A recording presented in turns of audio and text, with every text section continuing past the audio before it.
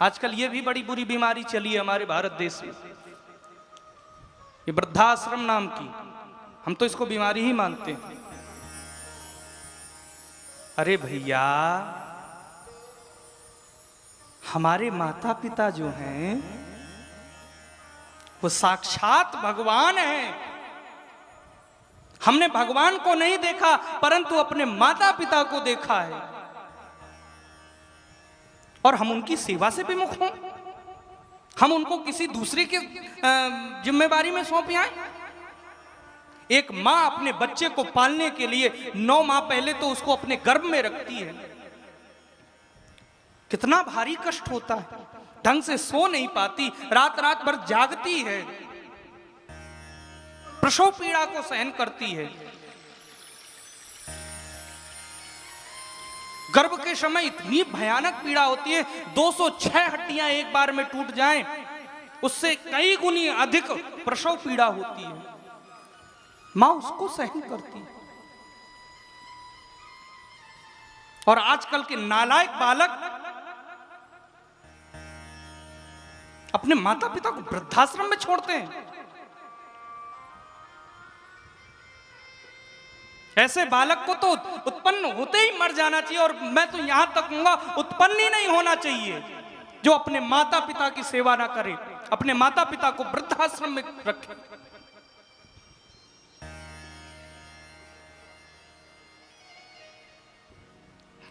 माता पिता मान लीजिए वृद्धावस्था में हमसे कुछ कटु शब्द कहते भी हैं तो हमको उनको सहन करना चाहिए। क्यों?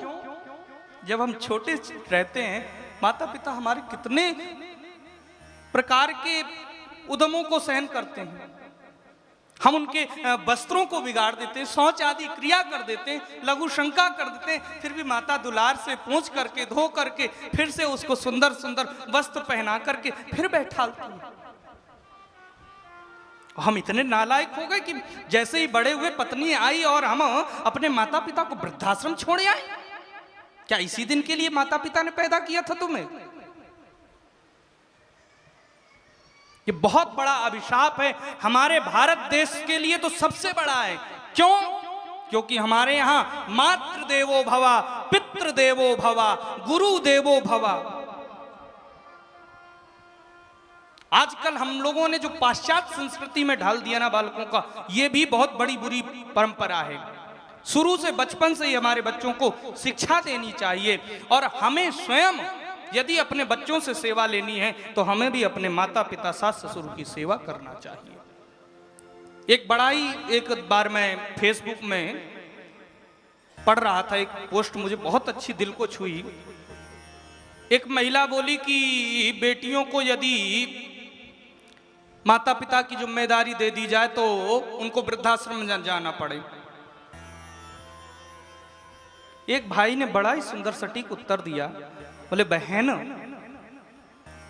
वही बहू के रूप में जब बेटी जाती है तो अपने सास ससुर को ही अपना माता पिता मान ले तो भारत देश की क्या कहें, विश्व में कहीं वृद्धाश्रम नहीं होगा।